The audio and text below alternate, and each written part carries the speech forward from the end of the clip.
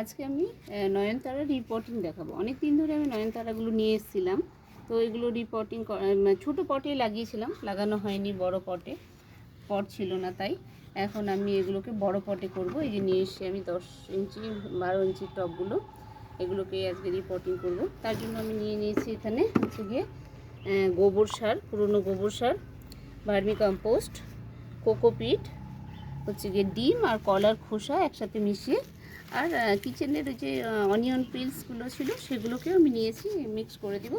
আর এখানে হচ্ছে গিয়ে গার্ডেন সয়েল, পুরো সবগুলোকে এবার আমি মিক্স করে নেব একসাথে। মিক্স করে তারপর হচ্ছে গিয়ে আমি এগুলোকে আবার আমার এর জন্য রেডি করে নেব সুন্দরভাবে। এগুলোকে মিক্স করে তারপর হচ্ছে গিয়ে আমি পটটা রেডি করব।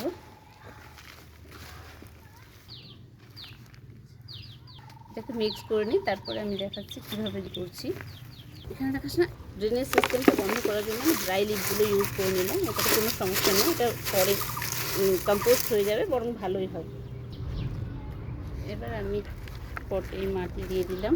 মাটি দেওয়ার পরে যে আমার এটাকে এবার আমি বসিয়ে দিব। এই যে আমার বসিয়ে দিলাম আমি, এই যে এখানে বড় পটে বসিয়ে দেওয়া হলো, ওই মাটি দিয়ে ফিল আপ করে দিলাম। আমি এইভাবে সবগুলোকে একটা একটা করে বসিয়ে দিব সুন্দরভাবে। মাটি আমি পুরো ঝুরঝুরে রাখতে পছন্দ করি না, একটু ঢিল যেন থাকে, শক্ত শক্ত, তাহলে নাইট্রোজেন পাবে। ওই জন্য আমি মাটিতে একটু শক্ত শক্ত গোটা গোটা ঢিলগুলোও রেখে দিই, তাতে বরং নাইট্রোজেন পাবে। এবং ঝুরঝুরে মাটি করলে কাদা হয়ে যায়।